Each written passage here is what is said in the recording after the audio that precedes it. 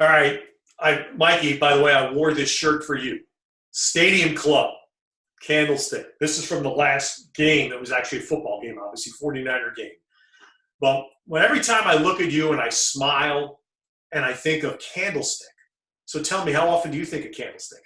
I think about it all the time. That was our place. I remember coming to Candlestick with the Phillies and the Cubs, and we didn't like playing there at all. Now I love getting back to California.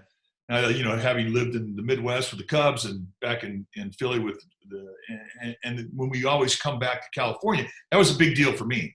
I mean, even though I was raised in Southern California, I went to school at Cal Poly, and I knew a lot of people in Northern California. So it was a homecoming for me to come back to Candlestick, but it was tough. And then when you'd come here as a visiting player, you'd listen to your teammates bitch and moan about it for a week prior. And like Keith Moreland said, a great series for a hitter at Candlesticks with 3 loud foul balls and a hit batsman. And that's kind of the mentality they had.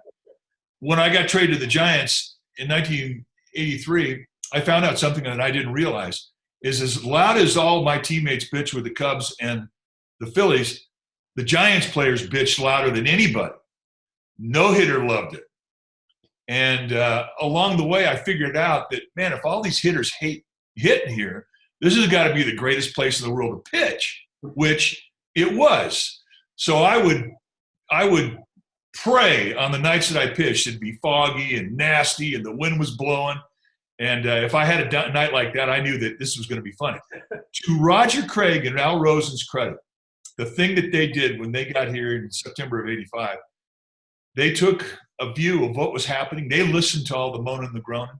And they came back that following year in '86 and said, okay, that's it. The negativity is over. And we're going to make this place our place because it'll give us the greatest home field advantage in the history of the world. And they sold it and we bought it. So my memories of Candlestick really took a U-turn. And it became one of the really great things that happened to me in my life. And it had to do with the team, and it had to do with the people in the stands. When we started winning and the Giants fans came back, it was the funnest thing that I ever did. I will tell you one more story, Ted, about Candlestick. When the Niners had moved out and they were going to knock it down, Dwayne Kuiper said, let's go say goodbye to Candlestick in our way. So he contacted Mario Alioto and he contacted the Park and Recreation, and we had Candlestick for ourselves for an afternoon. And we went into the visiting clubhouse. We went into our clubhouse. We sat in front of our old lockers. We walked down the long runway. And this is a time when the Niners hadn't been there, and they hadn't watered the field for a long time. And as we walked out the tunnel there in right field, we turned left, looked at the ballpark, and when the grass died, the imprint of the infield resurfaced. And you could see the infield. You could see the cutaway for the mound. Like it had never, ever left.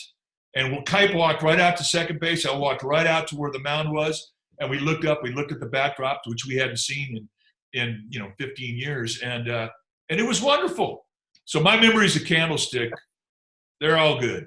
I love the mindset, because I remember as a young guy working in San Francisco when Roger Craig and Al Rosen came in about doing that. And it reminded me, very, very similar to me, of what the Minnesota Vikings did. The old Vikings, the Purple People Eater Minnesota Vikings, when they played at the old stadium in Bloomington, Minnesota, where it was sub-zero half the games. And they did the same thing. Bud Grant would stand out there in shirt sleeves. And they turned this frigid Arctic weather into their advantage and immediately felt they had a 3 to 7 point edge on the visiting team going into the game because of the way they handled the field, the home field. I'm assuming by the time you get to 87 and now you guys are playing well again, you felt the same way. Oh, totally. And, everybody bought into it. I mean, Will Clark was great at first base because visiting team, a guy would get a hit, he'd go down to first base, and they would always say the same thing. Dude, I don't even know how you guys play here. This is horrible. Yeah. And Clark would always say the same thing. He goes, what are you talking about? This is a nice night. You ought to see it when it really gets nasty. We love this. So he played along the game. And then when he left the Giants and JT Snow, he came in, and he did the same thing. Yeah. he did the same thing. And so I just think it's kind of like the rite of passage. So for all these old first basemen to kind of play the shtick that, visiting clubhouse or visiting players fall into. They're all victims. They just don't know how you survive in cold weather. But it was our advantage. And boy, when we started winning here, it was, by the way, I don't care how loud it ever gets at Oracle Park. Nothing was louder than Candlestick. Nothing. Yeah, I completely agree. And I experienced it the other way as well. The 2011 football, when the 49ers made their first run got to the championship game, when they beat New Orleans in that famous playoff game with the great ending at Candlestick Park on the last second touchdown. And I eventually just blurted it out into the microphone, "Can you feel Candlestick?" Because I was literally wobbling. I mean, the roar and the 60-something thousand people in the one single moment of euphoria in football. But I could physically feel like this, as if it was a 3.0 or a 3.5 going through. But the Candlestick story, and you experienced this once you came up to the booth. So I'm working with our dear beloved Captain Hank one night on radio, and I had the old school tough guy mindset of, you had to have the windows open, right? And I had come, when I started working for the Giants, I had just spent 5 years working in Minnesota in a dome. And so outdoor baseball, okay, I was kind of excited to be back with outdoor baseball. So it's some blustery night, and the windows that we had in the radio booth, each side could open. Hank always kept his side closed. I've got mine open, and the wind is blowing in, and it's just it's an 8:30 at night, blustering in. So finally we get to an inning break, and Hank has probably had about enough of this young guy trying to be tough. And he looks at me and he goes, "Look to your right." And I turn to my right and I look in the next booth. He goes, "See that?" And there's the announcer for the visiting team. And they're sitting there, and everything is just perfect. Very dapperly dressed, not a hair out of place. Every paper neat. The booth looks like it's been a manicured hotel suite. And Hank then says to me, "If it's good enough for Vin, it's good enough for you." It was Vin Scully calling the game with the windows closed and everything right. So that was Hank's beautiful way, very subtly delivering a point. We used to take the winds of Candlestick used to swirl, and Kipe and I would be on the right side of the visiting television broadcast team and the radio broadcast team, and we would sit there and we'd tear papers up, and we'd get a big pile of paper, and we'd tear it up, and once or twice during the game, we would take the papers and we'd throw them out the window, and they'd go, "Whoa!" And they take off, and it was like it was snowing. It would go into the next booth, or would come in. And one night, it was great. Bob Uecker was there with the Brewers, and he was there, and he was doing his open. So the window was open, and he's doing his open, and we threw the papers up, and they rushed in, and they hit him upside the head, almost like he's getting slapped. And he pressed on and whatnot, and it was great. And we were laughing. He looks at us. And when it was all over, we're sitting there, total horse laugh. Just, we got you. The next thing we know, the door of the back end of our booth flies open, and he's got a trash can, and he dumps the trash can on Kipe and me. That was his way of getting back at us. But I love that about Candlestick. The very first night we got into Pac Ball Park in 2000, we threw the papers out the window, and they went, "Oh." Exactly. So one of the greatest shticks we ever had was gone. I remember the other nights I can remember in the Candlestick years were when ESPN would do games, when they started doing baseball, and Chris Berman would come out occasionally because he loved the Giants. So he would get himself assigned to a Giants game. And there were nights, if the wind was blowing right, remember we would put the boom microphone, Raul Velez, our engineer, would let it hang out the window. And we could hear Berman broadcast the game from 3 booths away with that loud voice of his. Yeah, they don't call him Boomer for nothing. The other memory to me of Candlestick, Mike, that I'll never forget, and I don't know if you ever saw anything better, the greatest theater I ever saw in my time at Candlestick with you guys was Tommy Lasorda's walk. When Tommy walked from the right field door across to the visiting dugout on the third base side. And Tommy is, getting to know him when I got to know him more actually in the Olympics in 2000, he loved every minute of that, and he milked every minute of it. But that theater was, it was wrestling. It was wrestling, and the villain was entering the ring, and I missed that so much. It was a great walk, and we would wait for it. Yeah. And like you said, he would milk it. He'd walk out in the right field line, the doors would fly open, and here he comes, and they start booing, and he starts blowing kisses, and he's waving this, and he's turning around. The very last time we saw him do it, if you remember in 1999, the last series that the Giants had in Candlestick was against the Dodgers. And the last night game, we were all waiting for the last walk from Tommy Lasorda. And I don't even know how this happened. It was so great. He gets out there, and it's a cold night, windy, just nasty, and here comes the door. They open up, and here he comes. And the boo starts up, and it was packed. And they start getting on him, and he's blowing kisses, and he's turning around. And as he turns around, he's got his Dodger jacket on. And it's the bright Dodger blue, and he's blowing kisses. And as he gets about halfway down, he turns around and does a full 360. And on the back of his jacket was his name. And they spelled it wrong. It was Lasadra. It wasn't Lasorda. And I didn't even know how this happened. But it was the greatest horse laugh. After all these years of him putting this shtick up, the Giants fans got the last laugh, because as he turned around and did the 360, they saw the joke. They got the whole joke, and he was the only guy in the stadium that didn't know what happened. It was priceless. And from then on in Candlestick history, he was no longer Lasorda. He was Tommy Lasadra.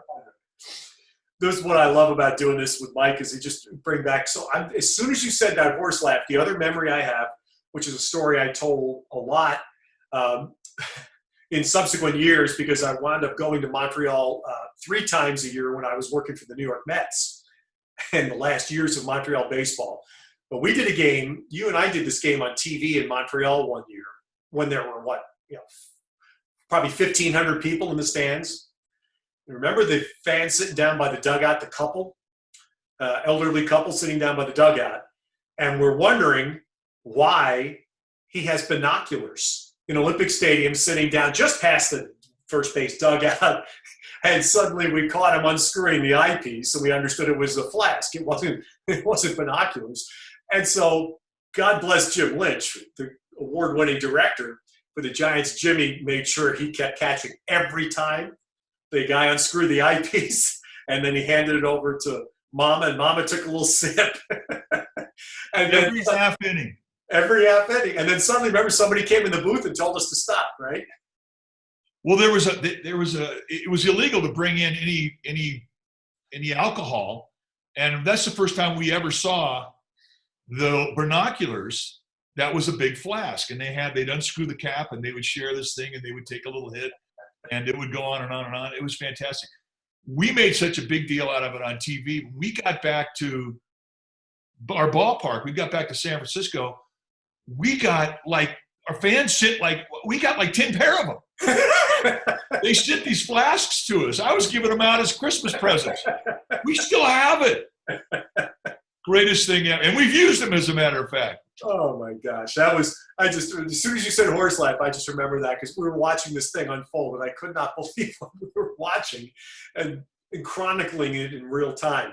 Hey, so Mike, I've always thought, and I used to talk to you about this, and your old catcher, Brenly, I think I've mentioned this to him too. To me, in this universe where there have been baseball books written about every conceivable shred of baseball on earth, to me, there's just been one book that's still out there to write: Mound Visits. I don't think I've heard more good stories in baseball through the years of all my years of listening to people like you than Mound Visits. Would you agree with that? Yeah, they're special. I mean, sometimes Mound Visits, there's nothing even said. I mean, a guy comes out, you just got your butt kicked, and, there's nothing to say. You're just waiting for the guy to come in, you give him the ball, take a hike, right? But there are some other Mound Visits that are absolutely priceless. And my favorite one was when Roger Craig was our manager, and Norm Sherry was his pitching coach. And we were in Philadelphia one night, and there was a packed house. They had 55,000 people there. And Norm Sherry used to have this weird walk to where it was kind of a half jog, and he was looking down. His head was tilted this way, and he always looked like he was looking for change that may have dropped out of somebody's pocket on the way out to the mound. He just had a weird lope. So one day, I've got 2 men on, 2 runs are in. We were clinging to a 1-run lead, and there's 1 out, and it's just looking bad. So now Roger says to Norm, "Go talk to him," and he's getting somebody up in the bullpen. So here comes Norm, and he's got his brand new rubber spikes he was so proud of. So he gets out, and if you remember, Veterans Stadium was a synthetic surface, and they had a new surface this year. So, it was kind of tacky. So here comes Norm. He hops up out of the dugout on the third base side, and he comes running out his half jog out, and his head's down like this. He gets right before he gets to the mound, and his feet stumble on the turf, and he goes head first slide right into me, and he stops, and he's right at the base of my feet in front of 55,000 people on a Sunday afternoon. And he looks up to me, and he goes, "You think anybody saw that?" And I said, "I don't think so, Norm. I think you're good." He goes, "Okay." Turned around, and he went right back to the dugout. That was the visit. Next pitch, double play, out of the inning, and we wound up winning the ball game. It was the greatest mound visit I ever had. That's a good one. Now, did you get the red butt when guys would come to the mound sometimes? Did you just not want them, catcher or pitching coach? I didn't want an infielder coming out. Okay. What's he going to tell me? Yeah. And Dwayne Kuiper, when we played together in '83 and '84, and he was a second baseman, and he was Frank Robinson's, field general. So anytime that Frank wanted to stall to get the bullpen, he'd always go to Kuiper, go talk to him. So Kuiper, I turned around, and I know that I saw the hand up, and here comes Kuiper. Kuiper did not want to come out there, but he had one method which diffused the whole attitude and took away the red ass from me. And Kuiper was single his whole 10 years as a player in the big leagues. And when he came from the second base position out to the mound, every time, no matter what, he'd come out there and he goes, "Check it out, 4th row behind the visitor dugout, 3 seats in." Turn around, look, and there's a pearl sitting there. That was the way that he diffused the whole thing. And then, that was it. That was the whole conversation. So I turned around and look up, and sure enough, there was a pearl sitting there. So that's the smooth dog. So when I was a young kid, I had this ridiculous chance to work one year when Billy Martin managed the Oakland A's, and Billy's longtime pitching coach, he took him everywhere, was Art Fowler. Art Fowler pitched in the big leagues, then he became Billy's pitching coach forever. So a few years later, I'm in Minnesota, and his relief pitcher named Keith Atherton is on the team, so how I know the story. So Atherton had pitched for the A's that year that I was there. Now 4 years later, he's in Minnesota. So one night, just somewhere in some random hotel bar having a beer, and he starts telling the stories, the 3 great stories of Art Fowler's mound visits. The first one was the classic one. He said, Billy would just get mad because you'd give up a couple of hits, and he'd send Art out to the mound, and you'd be standing there waiting. Art would get up there, and he'd go, "Son, I don't know what you're doing, but it sure is pissing Billy off." And then he'd peel and walk away. And then the other one would be the second one was actually not as funny, which is probably a common one, which was, throw strikes, Babe Ruth is dead. But then the third one, which was the greatest one I ever heard, and a pitcher named Matt Keogh confirmed this for me because I think he was the recipient. So Keogh's out there, and you probably had games like this. You're just out there and you're throwing, and they're hitting everything, right? You're hitting everything. So it's the second inning, and he's already given up 4 runs or something, and Art Fowler walks out to the mound, and Keogh tries to deflect by goes, "Artie, man, I don't know what's going on. I'm throwing strikes." And Artie just looks at him with that southern drawl. He goes, "Son, that's your problem. You need to mix in a ball now and then." You talk about pearls. How about those pearls of wisdom? The great Art Fowler triumvirate. Yeah. Yeah, I mean, we had Norm Sherry come out and say, hey, would you please get it out? Roger's yelling at me, and he was dead serious. Yeah. So there's your motivation. But I tell you the ones that were really great. Roger Craig was really, really good because he's an old pitcher. So when he came out into an inning, if he was going to let you stick around, first thing he'd always say is, what's working? And then you tell him, I got a little sink on the fastball. I could throw a changeup off that, but I can't throw 2 sliders around. My elbow's killing me, and I haven't had a curveball in 2 starts. And he'd say, all right, here's what we're going to do. He goes, throw that 4-seam fastball in his hands, come front door with that fastball to get a second strike, and then throw changeups the rest of the at-bat away. Let's see how we do. Sure enough, the guy roll over, hit a ground ball, and you get out of the inning. But once when you're out there and all of a sudden it's starting to go down your leg, you start to think, your concentration goes.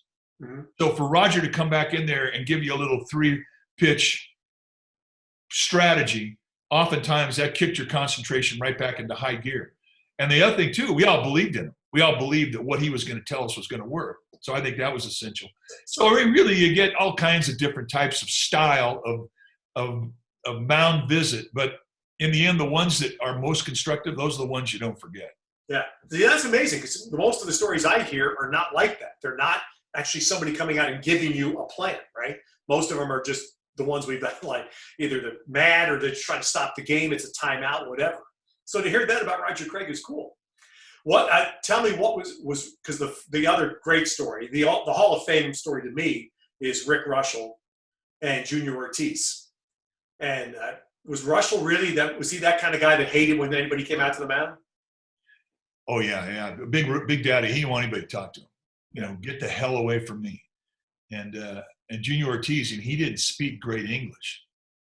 And I don't want to screw this story up. I haven't told it or even heard it in a long time. Well, I confirmed it with Junior. It's a true story. He admitted it's true. Well, can you tell me what? Tell the story. So it's I believe it was a Candlestick, and they're both playing for the Pirates. Oh, I remember it now. Yeah, Junior Ortiz was Puerto Rican, and he stuttered. He had a stutter, which he had conquered. And you Giants, I guess you guys are just pounding Russell around. And so it's the same thing. Probably somebody from the dugout tells Junior, go out there to the mound. And Russell is cursing at Junior the entire 60-feet walk. The entire 60-feet walk, Russell is cursing at Junior for coming out to the mound. And Junior stops on the front slope, and he looks up and he goes, and I'm going to, this is just because it's the way Junior was. And he goes, ooh, Big Daddy, I love when you talk dirty to me. Turned around, walked back into visit. Exactly right. And I confirmed that because Junior Ortiz came and played for the Twins later when I was there. And he absolutely said it was a true story. That to me is the Hall of Fame story. Just what presence of mind for a guy to react that way. I mean, that's kind of the way Bob Brenly was. Bob Brenly was, and he really had a great quick wit, and he would say something that would be funny, or he'd read the room, come out, and he'd give you a kick in the butt. And one of my favorite mound visits ever, when I first played with Brenly in 1983, he was still a young player, and I had been around like 6 years. So we're in San Diego one night, and I'm having a rough first inning, and it's just not going good. And the last pitch I throw before he comes out, I'm facing Gary Templeton with 2 men on, 3 runs are already in, and Templeton's hitting in the 8th spot. So I throw a breaking ball, and Templeton hits it out of the ballpark. We're down 6-0.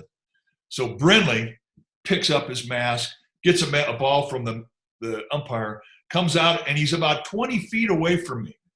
He doesn't even make it all the way out to the mound.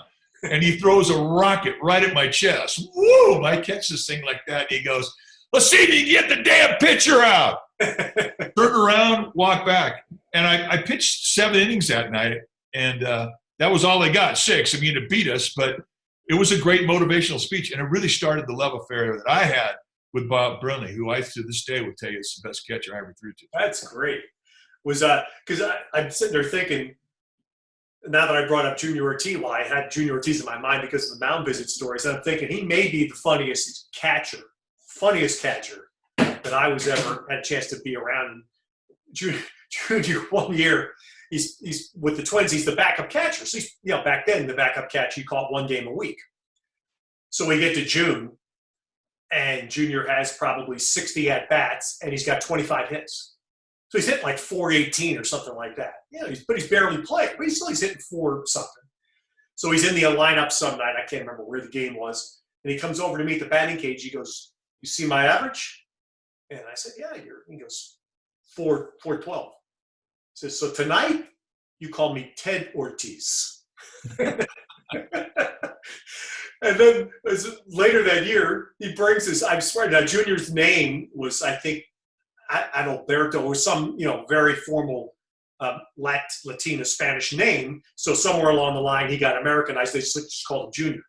He brings his son to Bat Boy. And he brings his son around to introduce him. And he goes, "This is my son, Junior." So what are you talking about? He goes, "No, this is Junior." So you could call him Junior. Hey, or you could call him Ted Williams Jr. Ortiz. Well, he tried that shtick. He already run that joke out. But then he turns around to me and he goes, "And then, by the way, when I come up tonight, you call me Junior Senior." That's like, who can make that stuff up? What a character. Yeah, they are. I mean, backup catchers. I mean, more often than not, they're just that way. They're characters. They got a way to keep everybody loose, and it keeps them around. When you're hitting 210, you better be funny. Do you think mound visits are funny today? I do. I think that humor in the game is always going to be there. I mean, I don't think somebody's going to come out and say, "Look, your arm angle is 3 degrees lower, and your elbow is 1 degree above." They're not breaking it down that way. I mean, they're trying to find levity, because what happens to guys out there on the mound? They get locked in, and they don't see the forest through the trees. Right. And every once in a while, they need a head slap. And a lot of times, in order to get that guy back on board, humor is the key to get it done. So that's never going to stop. Baseball is always going to have its funny side, and I think mound visits might be one of the greatest stages for it. Hey, let me swing. So do a few more minutes here, but let me swing, because I don't get this chance with you much. Do you think baseball is going to stay in this mode? Do you think we're going to continue to have openers and that the starting pitcher's traditional role, the role you filled your entire career, is going to continue to, change? I'm not sure what other adjective you want to use, but it just isn't what it used to be. Well, I think the one position on the team that has changed the most in the last 25 years is the starting pitcher. Yeah. And I think it had everything to do with the pitch count. And now we're seeing staffs of 13 and sometimes 14 pitchers on a staff. And it used to be, if you pitched 5 innings, you were a 5 and fly guy. And if you got labeled that was a fate worse than death. And now 5 innings, that's, you're getting pats on the back. Standing up, right? Yeah. I think what Madison Bumgarner did in 2014 brought Macho back to the starting pitching position. And I think that baseball has been cyclical in a lot of things. And I hope that someday starting pitching is allowed to go back and be what it was. Because I truly believe you learn how to pitch when you have to face the same hitter 3 and sometimes 4th time. That's where you learn how to pitch. If you're going out there and all they want out of you is 4 and 5 innings, go as hard as you can, as long as you can, put up a high number on velocity, and just, as soon as that starts to fade, we'll bring another arm in. I think that misses the whole point of the position. So I hope it comes back. And I do think we are starting to see it come back a little. I think guys are getting to have a little more leash out there on the mound, which I hope continues. Yeah, so do I. I may be talking to the choir here, but as baseball, watching now from the outside as baseball changes, the part to me that just frustrates the heck out of me is what I feel is the loss of the Herm Edwards theory. You play to win the game, right? And you saw firsthand the greatest postseason pitching performance ever over a postseason, which was Bumgarner. And I'll still say I saw the single best postseason game ever, which was Jack Morris in Game 7 of 1991, when no one knew. No one had any idea. I had no idea how many pitches he threw. No, nobody didn't care. And to me, that's where I'm coming to this, is that Jack finally got in the Hall of Fame, but I thought it was way too late. because all the guy did was win. And he won the game, whether it was 1-0, 2-1, or 8-7, right? The one year he pitched in Minnesota, he went back to Detroit for the first time. And it was emotional, and the Tiger fans were angry that he'd left. And he got rocked in the first inning, and I think he gave up 6. Whatever, let's just say it was 6. It was a big first inning number, but back then you didn't take him out of the game. He stayed in the game. He goes back in the dugout, and guys are shell-shocked, and he goes, boys, I've never lost a game when I've gotten 7 runs of support. Let's go. And that was Jack Morris. So that was his. You can understand that. That's the starting pitcher mindset, right? You know, he was one of those guys that you wanted to be like. He had that much presence. He had that much macho. I mean, he just absolutely illustrated what it was to be a starting pitcher, what it was to be a horse, to be an ace. He was that guy. And that game you referred to in the World Series, that's one of my favorite games ever. I will watch that tonight if it was on. And it's just so much macho, so much determination. And, you know, I didn't know the guy very well. I met him at the ballpark several years ago, you know, and I wanted to just shake his hand because he was everything that the starting pitcher was supposed to be. And I'm so happy he's finally acknowledged in the Hall. Because if there ever was a Hall of Fame attitude, that guy had it. And that's what I'm saying to you as a guy that made your career as a starting pitcher. That, to me, is the point. You pitch to win the game, right? You don't Tom Seaver, who I got to – was my baseball idol growing up, and then I got to work with him, used to tell me this a lot when I would ask him about pitching all those years for Mets teams that weren't very good and didn't score any runs. He goes, so that was my job. My job was if I was going to get 1 run, then my job was to make sure that they didn't get 2. And who would think that way today, Mike? No, I think it's still there. They're there, man. And I just think that the mentality that you have to get to that level. I mean, even though you're safeguarded because of the pitch count, I still think guys want to do more. I think guys still feel that when they take the ball, they want to complete the game. I mean, and that may sound ridiculous now because there are some teams that don't even have a complete game their entire season. But I still think guys go out there with the mentality that they want to finish it. And I hope that never changes. I love it. That's what I see. Now I'm getting into the hardcore Mike Krukow. I love that. Well, I mean, what, if you're a starting pitcher, especially in the American League, you can't even hit, right? What is the one thing that you pride yourself on doing? Well, that's finishing what you start. Yeah. They all want to do it, and I just hope at some point, you know, baseball allows them to go back and do it. Do you think the DH will ever come in the National League as long as we're alive? I do. I think that's something that, you know, once they start to realign, I just think it makes too much sense. And I think that, you know, you may see something happen because of what happens this season. When baseball reconvenes, and we're all hoping that it does, it's going to be a format that we've never seen before. Mm-hmm. And I think that may be the opener for baseball to make changes that are more accommodating to travel, more accommodating to schedule.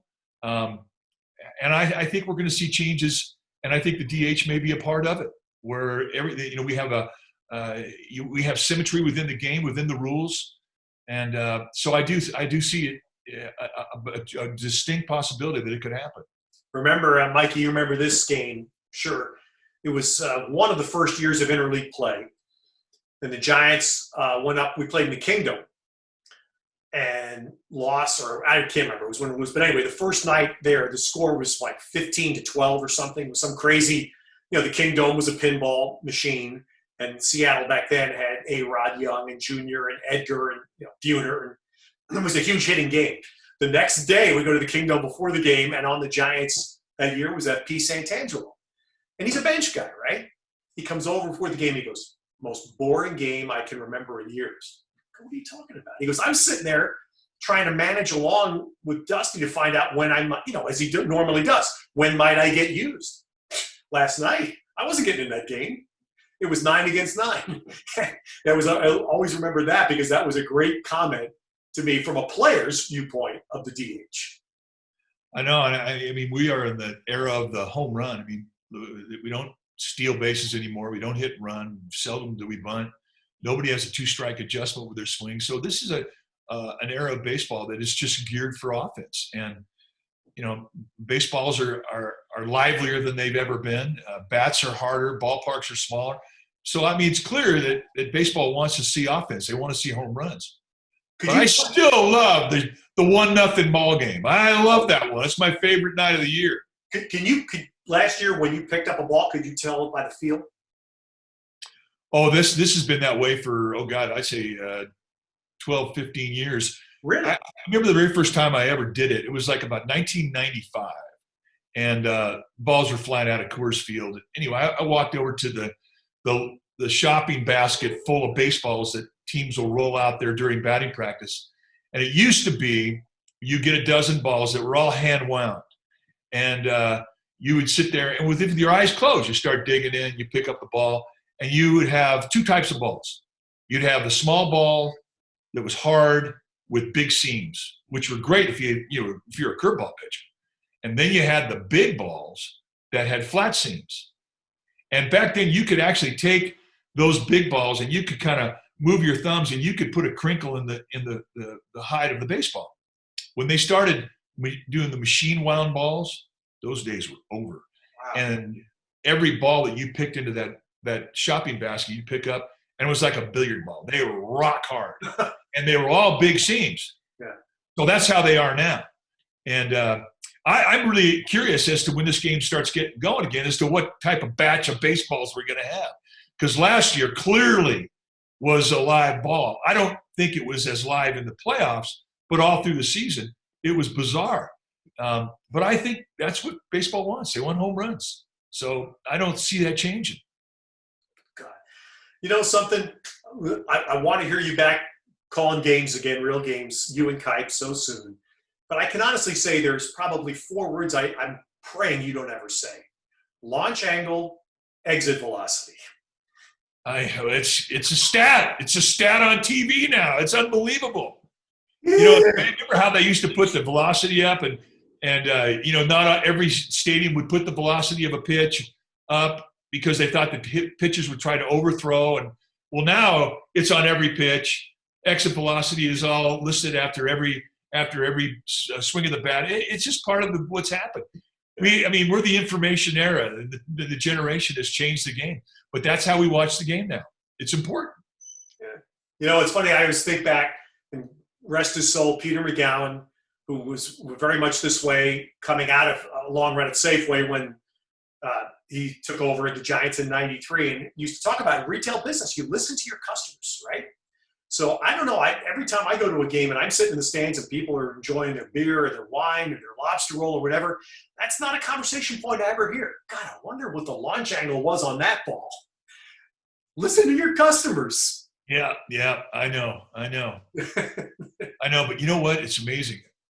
I've been watching these old games on TV. In fact, I have one on right now. It's the Nationals against the Cubs, right? Watching just old games. I just want to see it. Yeah. I just want to feel it. I just want to see the splendor of a full crowd and the color of a baseball park in the summertime. It's right now, I'll take any version of it that I can get. Yes. And hopefully we can get it up and going here in the next month or so. Mike, I think I've told you this before, but the great contribution you made to me over 9 years of doing it together was teaching me to have fun.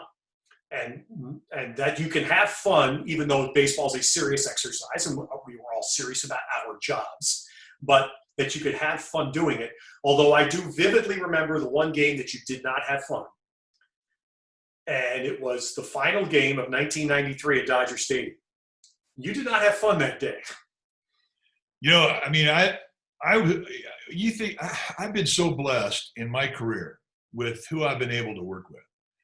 And because I came into this, I was so green and I was so raw that I was not, at times you couldn't even understand what I was talking about. And I had you and Hank, and I got to work with Lon, and I had Kipe and John Miller, and I've just been really blessed. Dave Fleming, you think about the play-by-play people that I've had the good fortune to work with in my career. And, I'll never forget that game in 1993.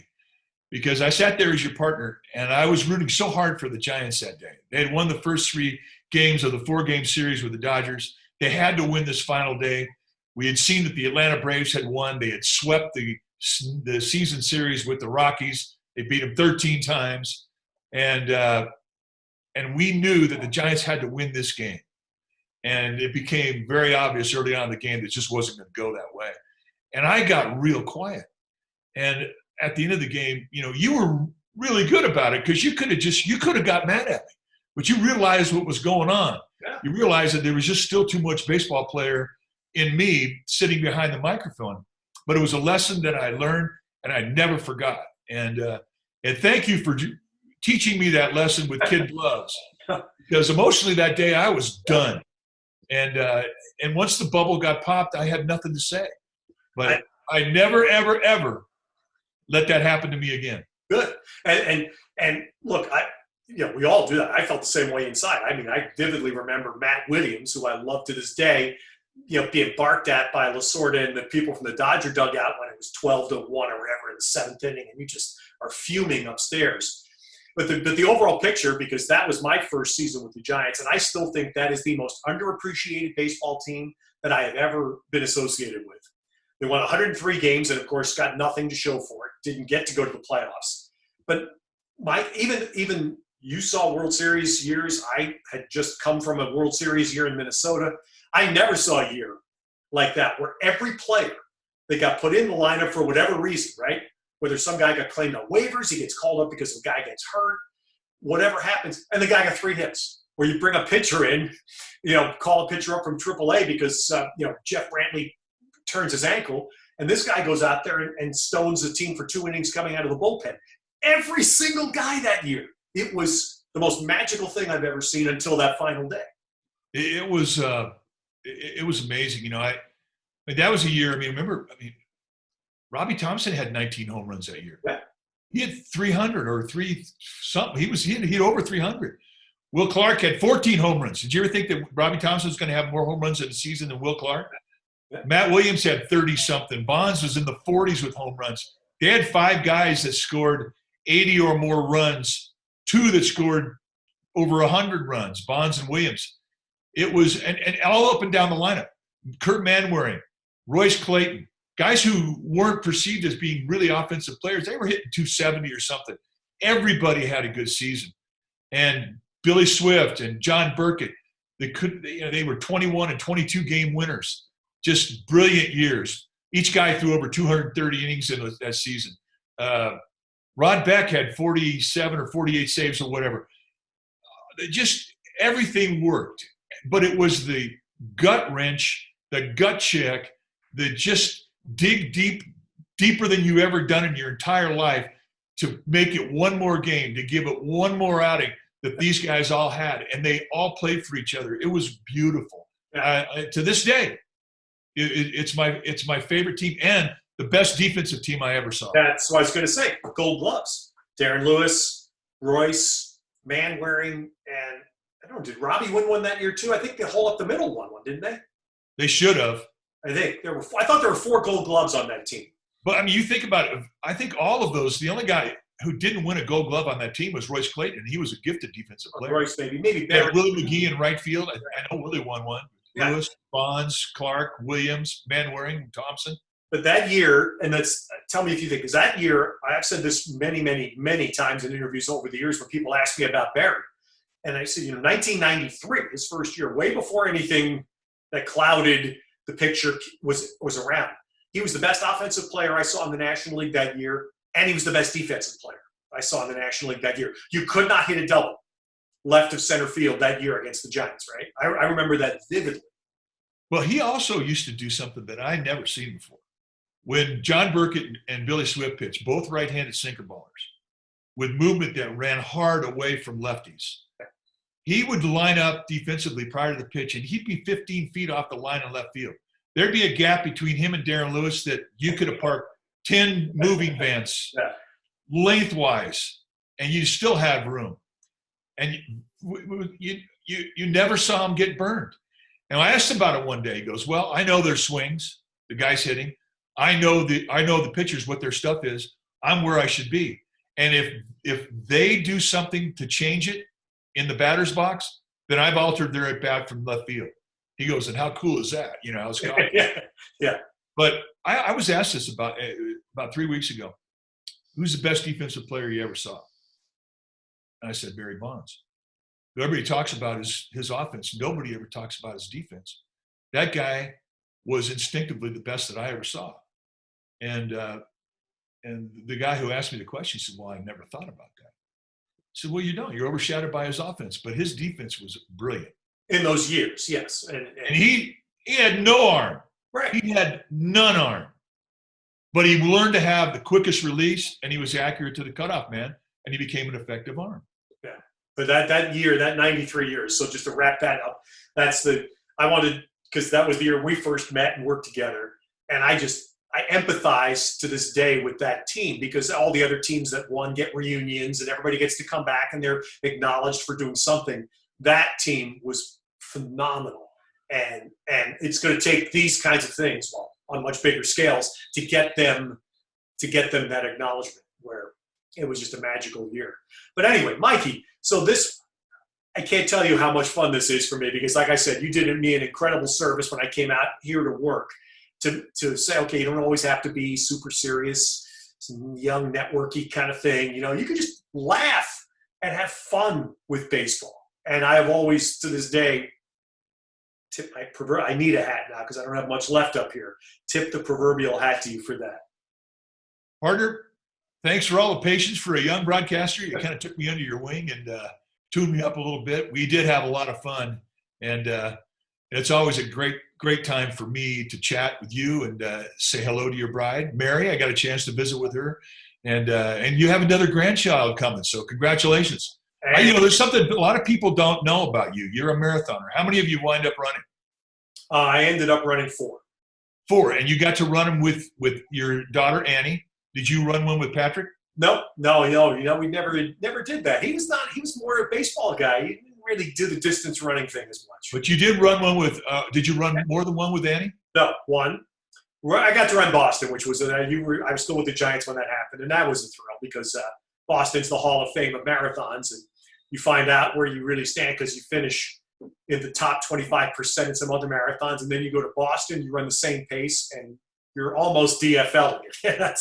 that's what it was. But it was just a thrill to do one. So I'm still out there. Actually, my knees are held up. I can still run a little bit, not anywhere near like I used to.